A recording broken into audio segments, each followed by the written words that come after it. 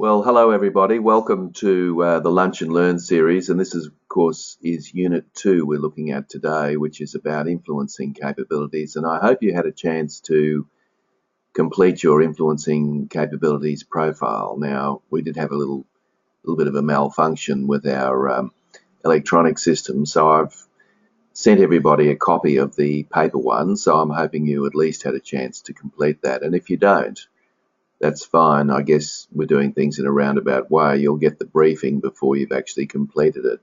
So I'm basically going to give a little bit of an overview about influencing and how you can actually improve your capabilities of influencing other people.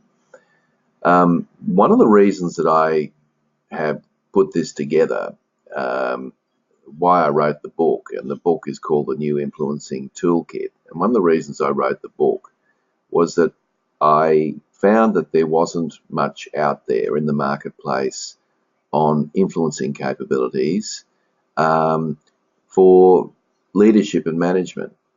At one end of the scale, there was a lot of material, for example, on sales type influencing, where closing deals and so forth. There was certainly a lot of material about that. But at the other end of the spectrum, there was a reasonable amount of material, but it was too academic, and it really wasn't of any practical consideration. So that's why I went down the road of writing the book and putting together what I now refer to as the influencing capabilities profile. All right, so that's a little bit of background. Let's get started, and let's just understand where we are with the Lunch and Learn series. We went through Unit 1 a couple of weeks ago, which was the ingredients of effective feedback. And the whole purpose of that, of course, is to try to get you to be giving more feedback on a regular basis. And I gave you a bit of homework. I said to go out and give 3 bits of feedback each day. I wonder how you've been going with that. I wonder if you've actually had a chance to do that. I hope so, because I think it's really important to be able to do that. And if you have done that, I'd be really interested to hear what your feedback is about the feedback. So in other words, what's actually happened, if anything? Has anything changed, or have things pretty much stayed the same? So I'd be keen to hear what you have to say about that. So that was Unit 1, and we spent, I gave you a lot of strategies and techniques and how you might go about that. In Unit 2, which of course is today, we're going to look at the influencing capabilities framework in particular. And as you can see, we've got Units 3, 4, 5, and 6, which I won't cover right now, but I just wanted to get a bit of context about where this session fitted in with the overall the overall program. All right, now if you do have questions or comments or observations, if you just go to the right-hand side under the question box, just type in your comment, question, or observation there, and what I'll do is I'll stop the presentation and I'll refer to it, because that way we can keep this as interactive as possible, which I think is exactly what we want to do. All right, so let's get underway with the program. So there are essentially 4 things that I want to do in this process. One of the things I want to do is to talk generally about influence. I think a lot of us have this very strange view about influence, that it's manipulation or being cunning or underhanded or whatever. I want to dispel a lot of those myths and talk about that. I want to spend a fair bit of time talking about the influencing capabilities framework, which is essentially the framework that gives you an opportunity to look at your own particular influencing capabilities. And that's what the profile was all about. I want to talk about the 4 influencing strategies. So essentially there are 4 ways of being able to persuade or influence anybody about anything. And I want to spend a bit of time covering those 4. And while I'm doing that, I want to introduce you to 4 people, 4 famous people who you would recognize. I mean, 3 of them are now dead, but one's still alive, but you'd know them all at least by face. And each of them I want you to have a look at and be able to determine what their influencing capability style is.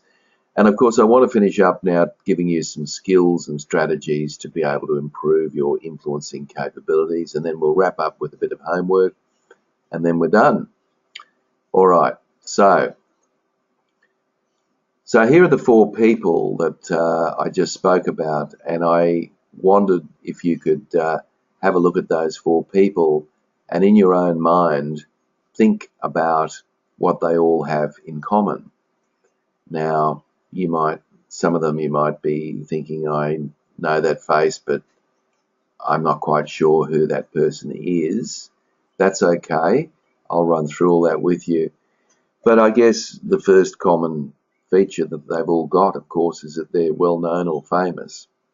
So they have that in common. The other thing they have in common is that they have all, in their own way, been highly influential. Now, they have all used one of the 4 influencing strategies to be able to achieve enormous results. And I want to run through and explain what those results are very shortly. But if we have a look in the top left-hand corner, we've got former Vice President of the United States, Al Gore.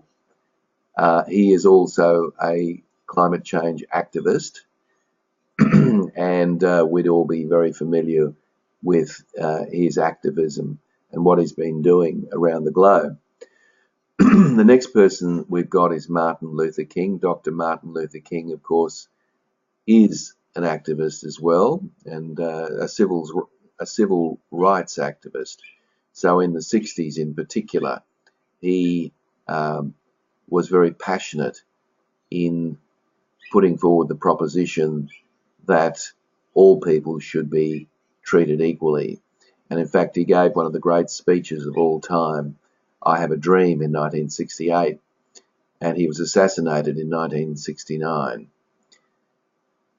Over in the right-hand side, we have former Great Britain Prime Minister Margaret Thatcher. Now, Margaret Thatcher was Prime Minister of Great Britain for 10 years. She has, at this stage, been the only female Prime Minister for Great Britain. And love her or hate her, there's no doubting that she had enormous influence in the UK and around the world. And finally, if we take the clockwise approach, we've got Mother Teresa.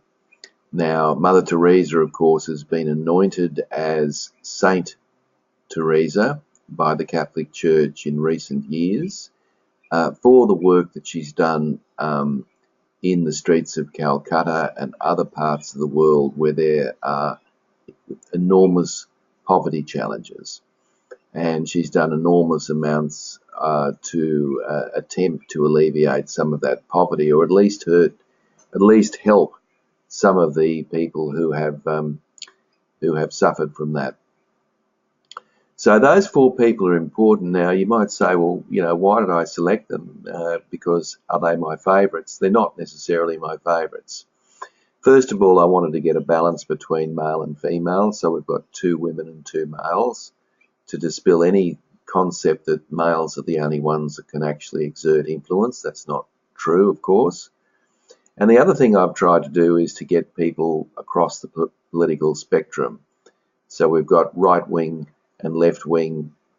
We have got some ethnical differences as well. So we've got a range of differences. So I guess in short, what I've been trying to do is to be politically correct in selecting these 4, and these 4 feature prominently in my book. Okay, so we'll talk about them in more depth as we go through the presentation today.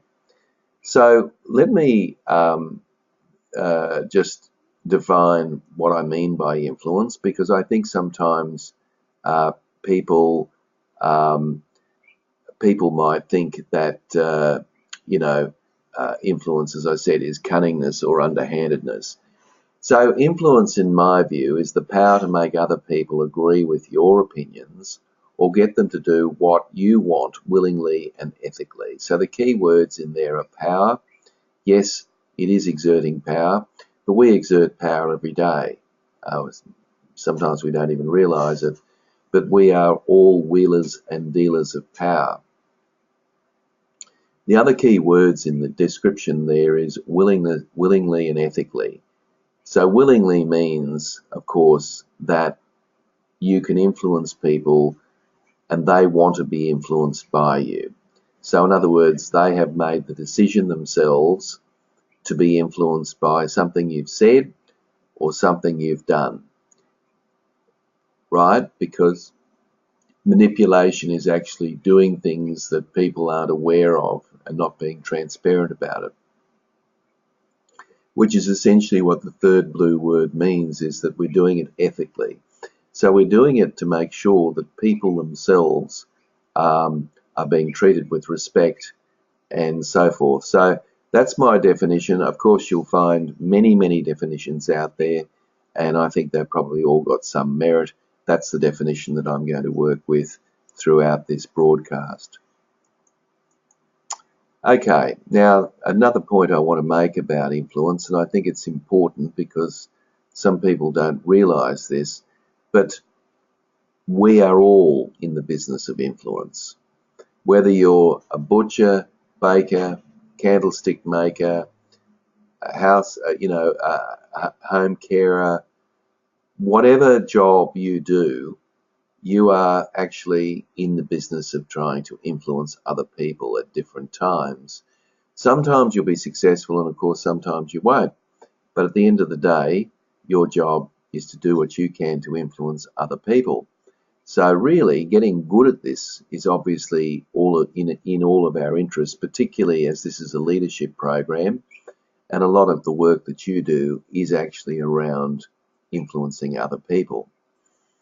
All right, so another thing about influence that's very, very important is this, that we need to understand that there are three key variables in any influencing situation. So when you actually exert influence, three factors come into play. One is you've got your own preferred style and approach. Now, what the influencing capabilities framework was attempting to do was to show you what that preferred style and approach actually is. So if you've done it, you'd be aware of that by now. But what happens is we have a tendency, all of us, to use our preferred style and approach too often because we're comfortable with it, we're influenced by it, and I suppose the rationale is, why aren't other people influenced by it? So that's one variable. Another variable, of course, is the other person's style or approach. Now that's a bit trickier because if you've met the person for a first time, it's obviously very difficult to work out what their preferred influencing strategy is. But we've all been in situations where we've tried to influence somebody and we haven't been effective. And one of the reasons that we haven't been effective, perhaps, is because we're actually trying to influence the other person using our own particular influencing capabilities and not considering the other person, who may have completely different ways of looking at things.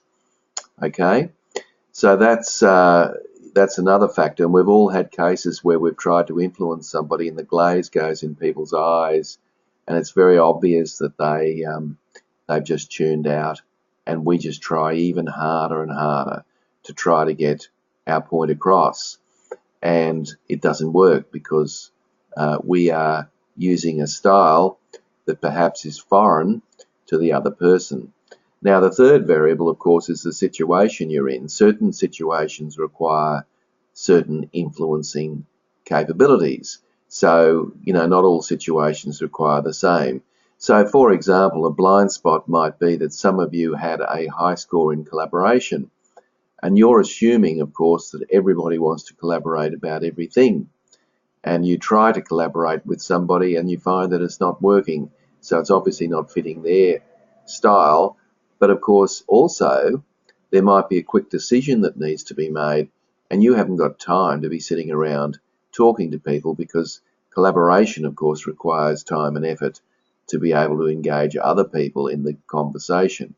So you can see those three things are critical. Now, obviously, when you're trying to influence somebody, you can't sit there and work through those things. It's not practical. But my suggestion to you is if plan A isn't working, whatever you're trying to do, then I suggest you just stop and think, what else can I do here that might actually be more influential? And that's why the influencing capabilities profile is so valuable, because you can move around the grid depending on the other person or persons and or the situation that you're in. So that would be my advice, strong advice. Okay, this will be coming up in your screen shortly. This is the influencing capability framework. There it is. And let me just brief you on this. It's a fairly simple framework, but it has a fair bit attached to it. You'll notice some key words up the top, push style and pull style. Let's deal with them first. So what do we mean when we talk about a push and a pull style? Well, let me talk about those.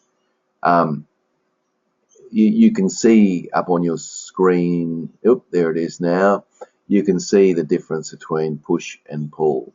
So people who prefer to push will usually exhibit these characteristics.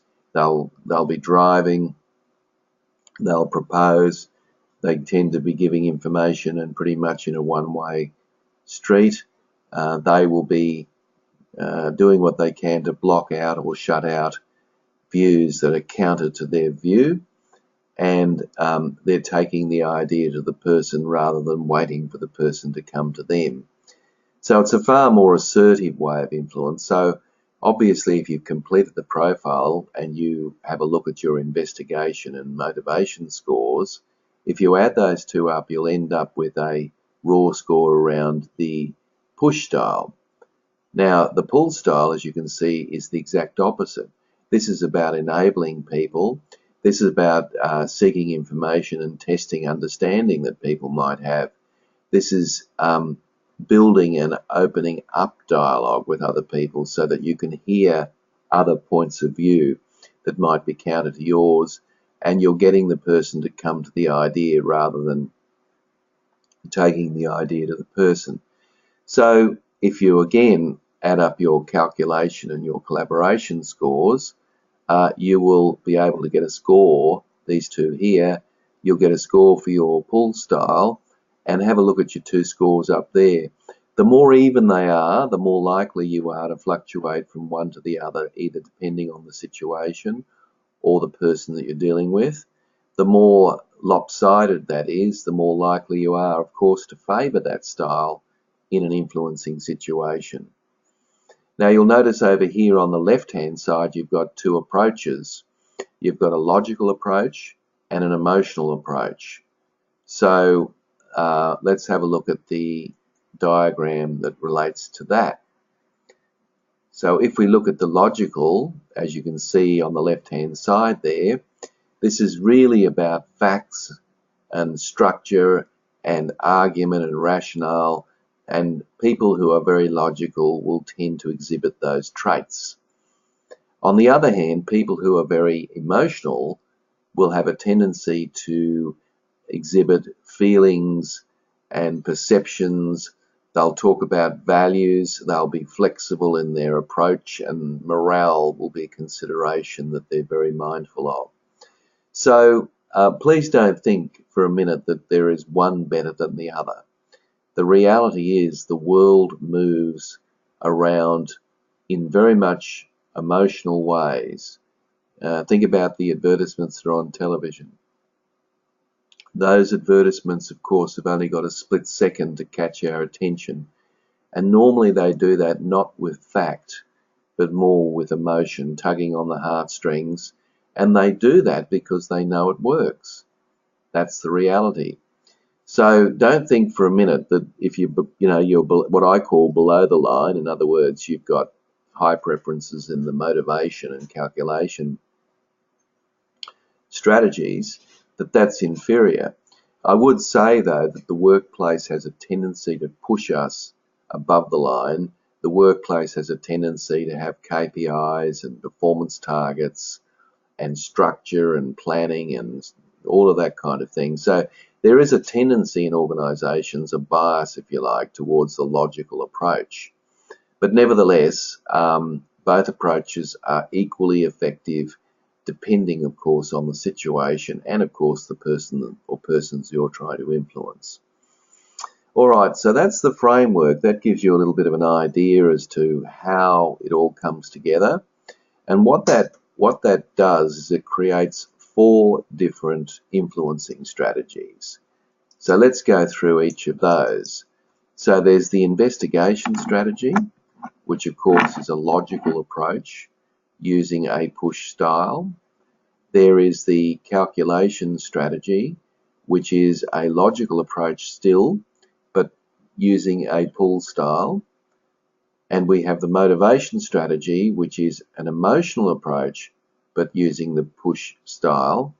And we have collaboration, which is a pull style, but actually an emotional approach.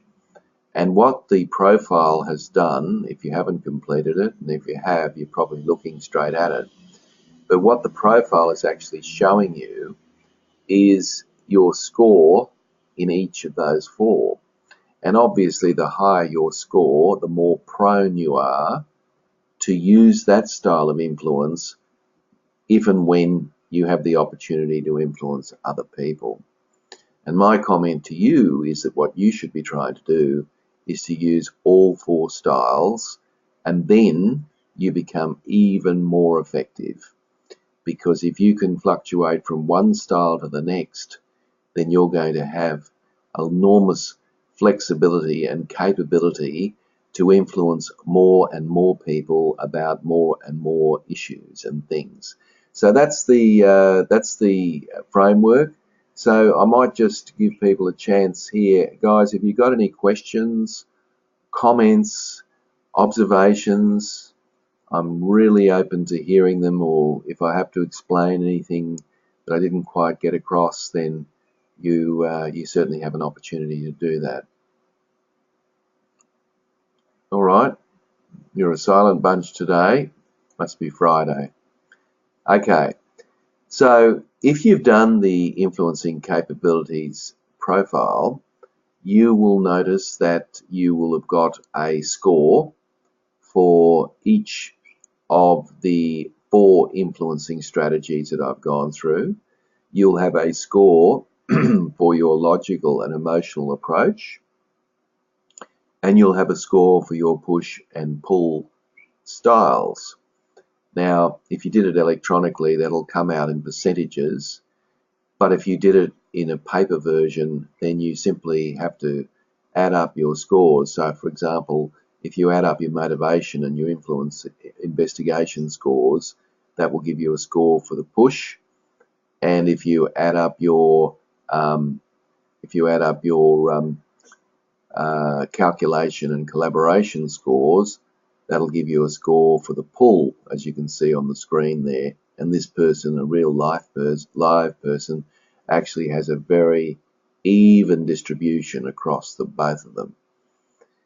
And equally, if you did this electronically, you'd get a score in logic and emotion. And in this case, this person very strongly favours the logical approach. Now, if you did it via paper and pencil, if you add up your calculation and your investigation scores, it will give you a raw score there, which isn't a percentage. And likewise, if you add up your calculation and motivation scores, you'll get a raw score there in your emotion. And it'll kind of show you which of those 2 approaches you favour most of the time. Now, that's very useful data because it gives you an orientation around the big picture about how you like to operate when you're influencing other people. Now, I should declare that one of the potential downfalls with this instrument is the fact that you're doing it yourself. So it's a self-assessment. And of course, with any self-assessment, the problem with that, of course, is that we can actually entertain our own bias, and that could potentially be a problem. So my suggestion to you might be to get somebody else that knows you particularly well, and I'd suggest you go for the workplace, not at home, and you ask them to complete it for you. And that'll give you some validation around whether or not you are what you think you are. So that becomes very important. Now, the other thing about this that I now want to talk about is the 16 capabilities. Now, you can see that under each of the influencing strategies, there are four capabilities that are critically important in order, and they all add up to that particular strategy. So, for example, in investigation, we've got gathering evidence, countering arguments, asserting ideas, and generating ideas. So you've got an individual score for each of those four, and by adding those up, you end up with a score in investigation. This will be all done for you, obviously, electronically, but if you did it via paper, you would have to just add those things up manually. Now, what you need to be looking for, guys, before we go any further, is where your relatively low scores are, relative to the other scores, that is. So if you've got low scores in 2 or 3, my strong suggestion is to circle them, because by circling them, what you're actually doing is to say that you will spend time working on those, and because they're the things that you perhaps feel least comfortable exhibiting. And if you really want to go in detail, go back and have a look at the questions relating to those and just see how you responded to those and why you responded that way, and if you can think of circumstances that might come into play for those. So that's the capabilities aspect. And so what I want to do now is actually spend a bit of time talking about each of the 4 strategies, because each of the 4 strategies are critically important, and each of them are equally important in terms of their ability, if you like, to influence other people.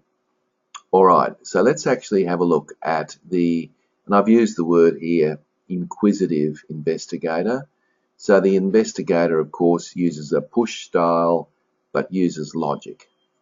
So investigators like to marshal their facts and figures, and they like to assertively advance their argument. So they use logic and to persuade, and they tend to be very systematic and structured and methodical in their approach. Now, if you had a high score in that area, you would completely understand what I'm talking about. And if you didn't, I'm sure you know people who are like that, where they're very systematic, very structured, really talk about facts and figures, want the evidence, will demonstrate the evidence, won't usually talk off the cuff. And the person of those 4 famous people that uses this skill or this strategy significantly is, as I said, former Vice President Al Gore. So if you get a chance, I would suggest that you go to a YouTube video called Inconvenient Truth, if you haven't actually seen it. And not so much to educate yourself about climate change, that's not the point I'm making here, but to go and actually see how he influences, because that's a classic influencing strategy. He's attempting to influence significant numbers of people about the perils of climate change. But if you have a look at that video, you'll notice that he uses enormous charts and graphs and statistics and more charts and more graphs and more statistics. And the whole reason for that is, of course, that's his style. And that's the way he likes to operate, and he uses investigation as a clear strategy. Now, when he was in the White House, he used to be the person who was very structured and organized, and you might recall the president of that stage was Bill Clinton, who was perhaps less structured and less organized. So and of course, if you had to plot him on the profile, you'd find that he would fall below the line and probably be very much in the collaboration and motivation space. All right, so certainly you can go and do some homework on that and have a look, and you'll find that that can be quite enlightening to see that. So guys, who in the world of work are investigators by profession? Well, obviously police have a tendency to go out and they gather information, they put together a case, they prosecute a case before a court, and if that case is watertight and compelling, then a conviction is recorded against the person who has been charged. So police actually operate on that basis, as we know. But also scientists and researchers create a hypothesis, then they test the validity of that hypothesis by using a rigorous methodology as to how they might go about what they're doing. And so, yeah, there are occupations out there that are very much based on the whole principle of investigation. So when would you use this? Well, where you would use investigation as an influencing strategy would be for a workplace incident, such as a safety or harassment incident. So if something has happened in the workplace that's safe, unsafe, or if somebody has claimed that they have been harassed by somebody else, then of course we know that people have to go and investigate. And the investigation usually requires a fairly detailed report where a number of people have been interviewed, observations have been made, and conclusions drawn. And so investigation works really well in that case because obviously if it's a compelling report, decisions can be made, someone can be sacked, or a particular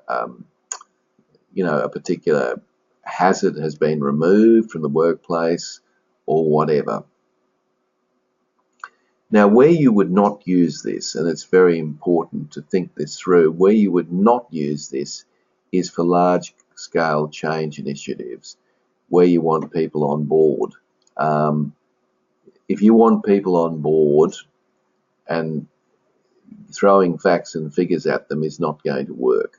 So you've got to paint a picture of where you want to take the group, and obviously your job is to take them to that destination. So it's certainly not going to be investigation that would work for you there.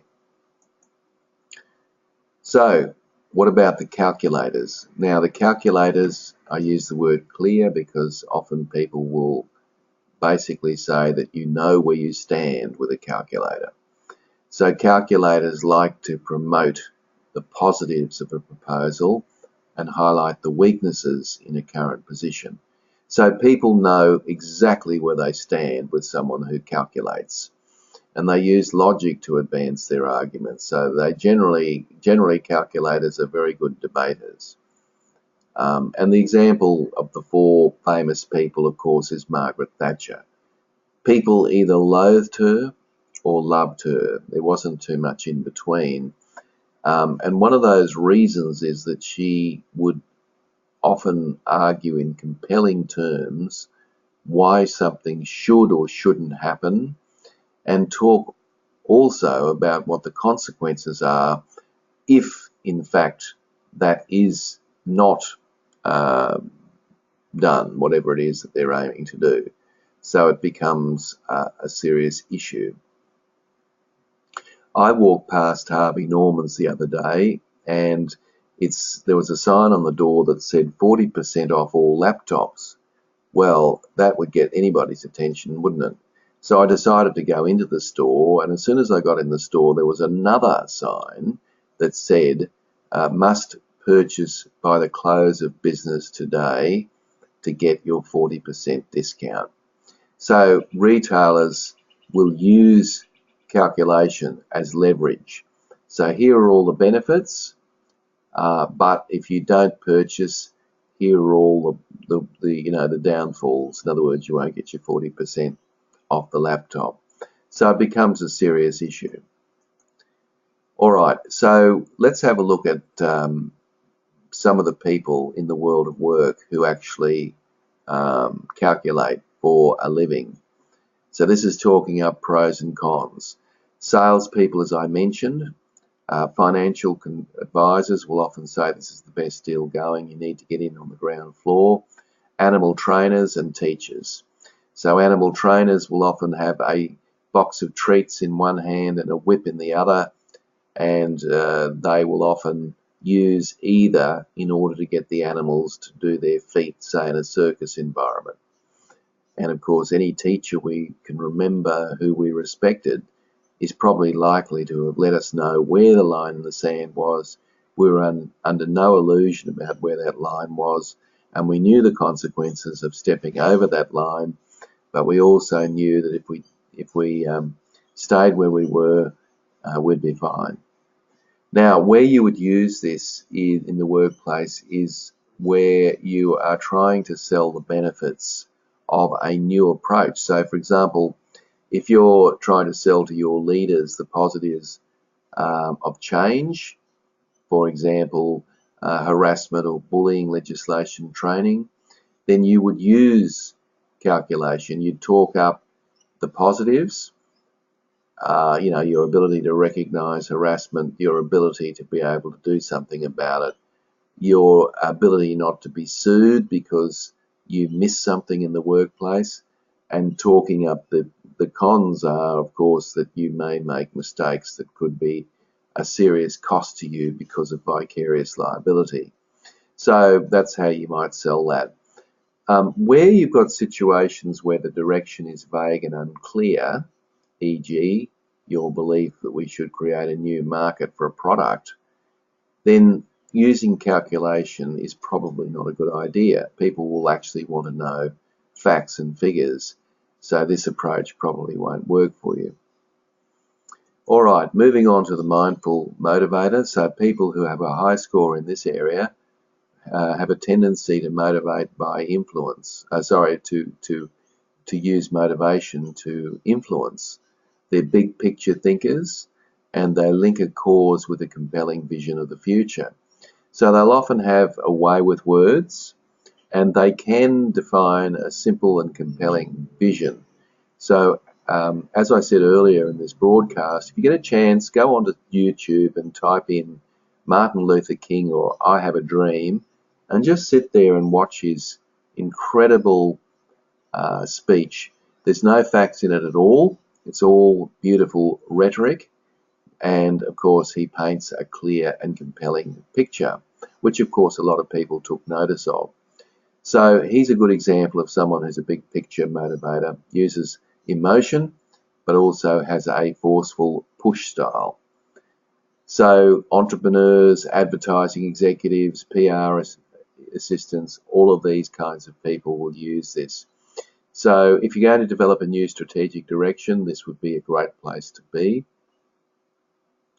But if people are unclear about a new initiative, for example, if there's been cost cutting, unexpected cost cutting, then people will actually want to know why those costs have been cut. So therefore, your job is to explain that using, of course, investigation.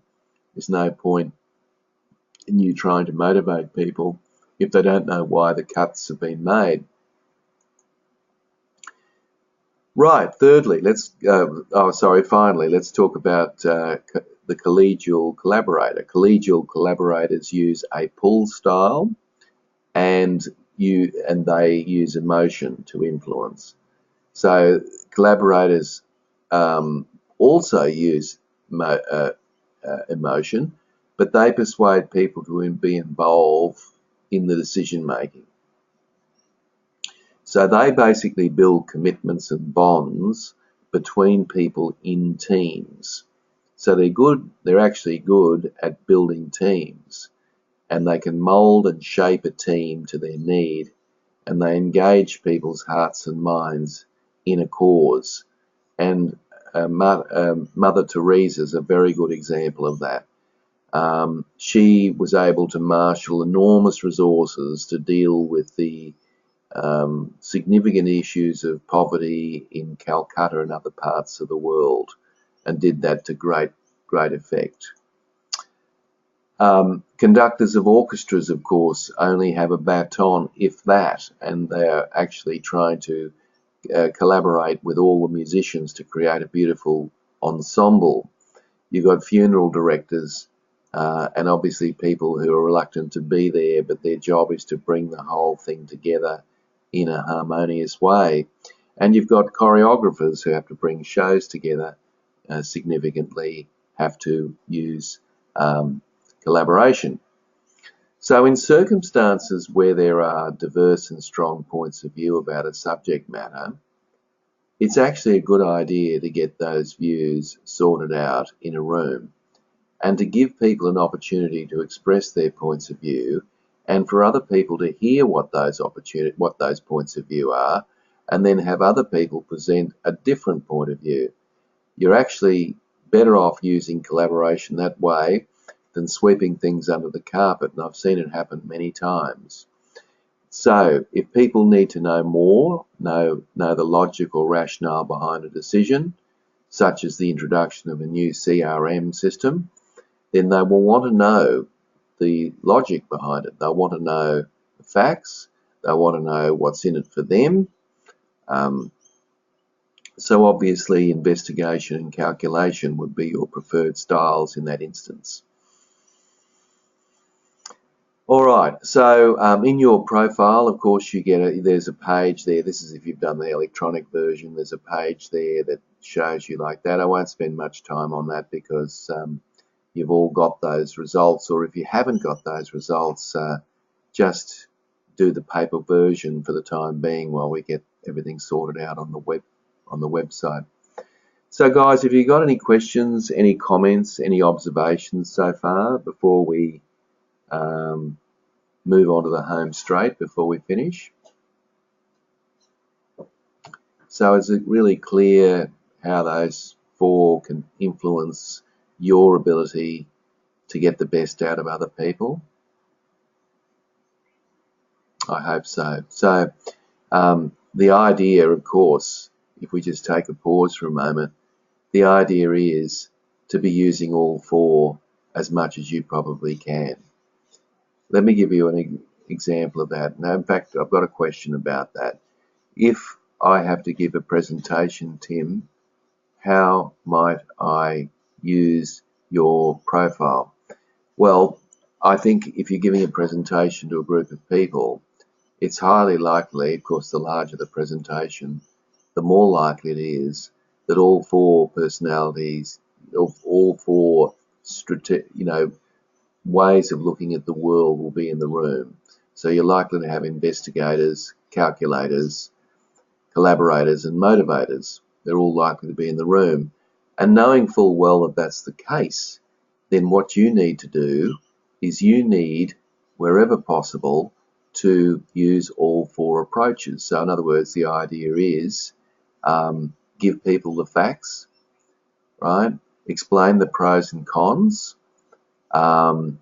use a style of motivation, in other words, link it back to the strategic direction of the organisation, and engage people in the conversation, which of course is the collaboration.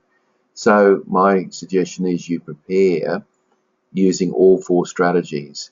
And the good news for you is if you do all four, then what will happen is that you're likely to hit the mark with everybody who happens to be in that room, and that's a good thing. So I just got another question here. Pull style best for me. Pull style best for me when I'm trying to get others to sell the message internally. Okay, good. Thanks, Dale. That's great. Just remember, of course, that if that's not going to work for you, it's probably likely, of course, that you should be going to a push style, and things will require different approaches in depending on what it is. So you don't want to dominate one too much to the point where you're not using the others, is my point. Thanks for those questions, guys. Really appreciate that. Great questions too, I might say. So I want to finish up. We've got about 10 minutes before we finish up. And if you've got other questions, of course, go for your life. You've got an opportunity to type them in. But here are some tools, very practical tools that you can use to basically influence the people that you lead. So let me go through investigation first. Here are 4 approaches. You can use third-party endorsements. In other words, if there's somebody very credible in your industry, either internal or external to the organisation, then you should get them, you should quote them, or you should get them involved in a team discussion, or this is what people do when they're selling books. So when I'm selling my books, on the back cover is a couple of testimonials from people who happen to be prominent members of the profession. And people will often turn to the back and they'll read what some person with great credibility has to say about the book, and they may purchase the book on the basis of somebody's recommendation or testimonial. So it's the same with you in your own workplace. So quote and use other people to leverage your point of view. Structured interviews, of course, are what we do when we're recruiting and selecting people for jobs. And what we tend to do is to ask the same questions to everybody to give everyone a similar opportunity to put their best foot forward. And then we make a selection decision based on that process. And normally that selection position is not contested because we know that we went through a reasonably rigorous process. Any survey that's being conducted, of course, is based on the investigation concept. So that's why surveys are so influential, because we, when the numbers come out, we kind of tend to rely on them, perhaps a little bit more than we should, but there they are. Now, another one that's very relevant to some of your industries is a process map. So you actually sit down on a whiteboard and you draw out all the different parts of a process. So this might be the customer interface. This could be a health and safety process. This could be, the process from getting orders from admin through to production. Whatever it is, if you draw it out on a whiteboard and if you engage your team in that discussion to look for where you can improve the process, what you're actually doing is you're combining 2 strategies. One is investigation, and of course the other one is collaboration. And of course, whenever you can actually use 2 styles or approaches, you are in great shape. So have a think about using any of those 4. Calculation, the best, that'll come up in your screen in a minute, the best or the most common calculation strategy that we know of in business is the cost-benefit analysis. This is where we look at all the costs of implementing something new and we look at all the benefits.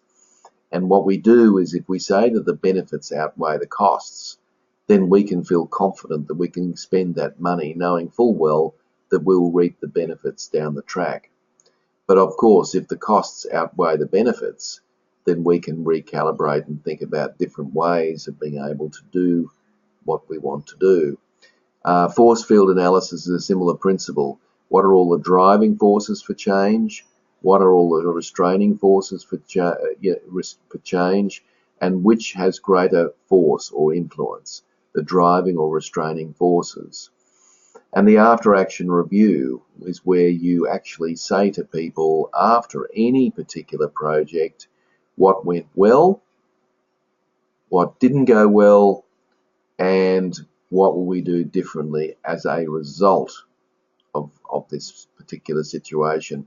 So you're actually learning on the run, but of course it's based on the principles of calculation. So there's 3 tools for you. Those of you who need to buff, to push up your motivation scores, you might like to consider 3 strategies. Remember, this is below the line now, so this is the tugging at the heartstrings approach. So let's have a look. You can use a team values charter. You can develop a values charter for your team. And that's a good thing to do because it gives you another thing to work with. It's based on 4 questions. If you had one value that was important to you in this team, what would it be? 2, why is it important to you? 3, define it so we understand what you mean by, say, respect. And 4, what behaviours would demonstrate that value in action? All right. The GROW model is a coaching methodology. GROW stands respectively for goal, reality, options, and where to from here. So it's a great way to get other people to be thinking, and we just don't have enough time to run through that in great detail, but certainly if you shoot me an email, I can get you some more information on that one. Those of you who are good at telling stories, and most people are, tell a story. If you tell a story, particularly at your own detriment, in other words, where you did make a mistake, it actually has more power because people are more inclined to listen because you're being humble. You are sharing with them something that went on, and there's a clear message in there that people might want to learn. And the other thing that I strongly urge you to do is to go around the group every time you have a meeting and just simply ask people, win for the week, or if you prefer it, good news stories. So what's the win for the week that people had? And it forces people to start thinking positively rather than getting people mired down in the minutiae of the problems that are going to be discussed anyway. So that's some thoughts on motivation. In terms of collaboration, a couple of things that might help you. The late, great Stephen Covey, in his book 7 Habits of Highly Effective People, talked about beginning with the end in mind. And what he's really referring to is that you start with an end position and you work your way towards that. So if you're having a team meeting, you might say at the end of this meeting, I want to find a way forward for this problem. And then you just let people talk for that, whatever amount of time it is, knowing full well that the objective of the meeting is to come to a collaborative decision that will benefit everybody. Using feedback, of course, and that's what the whole Lunch and Learn session 1 was all about. Feedback is a collaborative tool because you've obviously got to do it with somebody. And using a problem-solving methodology or approach with a group of people is a collaborative exercise. And just by paraphrasing or actively listening to someone, you are actually collaborating because you're showing them respect. So you might want to think about those ones as well. All right, so that pretty much brings us to the end. If you've got any questions or comments or observations, then please, now's your chance to type them in. But just to review, we did talk about the concept of the performance. We talked about the whole purpose of the influencing capabilities framework. We actually considered the 4 influencing styles. We considered those traits and when they could be used and when not to be used. And I finished up by giving you quite a few strategies, if you like, or practical tactics or tools that you can use to buffer your particular influencing capability. So you'll obviously know what homework is, and the homework, of course, is to go out, first of all, if you haven't already, to complete the influencing capabilities profile, but secondly, to actually go out and practice improving your influencing. And the place to start, folks, is with the people that you find it hardest to influence. I want you to actually physically go and try to talk to them in a different way than you would normally talk to them and see what response you get. Send me an email. Let me know what happens because I think that'd be great. What you're seeing on your screen at the moment, of course, is the next 4 units that we're covering: optimizing team performance, getting the very best out of people for Unit 4, understanding people and their personalities, and you'll have another diagnostic to do there, and finally, how to facilitate effective meetings. So, as I said before, folks, you need to register for every session. Why register? Well, we all know people are busy, and obviously, at times you're traveling or something, and you just can't sit down there. But by registering, you're actually going to receive a copy of the slides and the video. So if you don't register, you won't receive. So make sure you get back and register for all of those. It's not a difficult task at all. So we look forward to seeing you next time. But before we leave, your homework, as I said before, is pretty straightforward. Complete the profile, because the profile is critical. And what I'd like you to do is to implement at least one of the tools that you've learned today.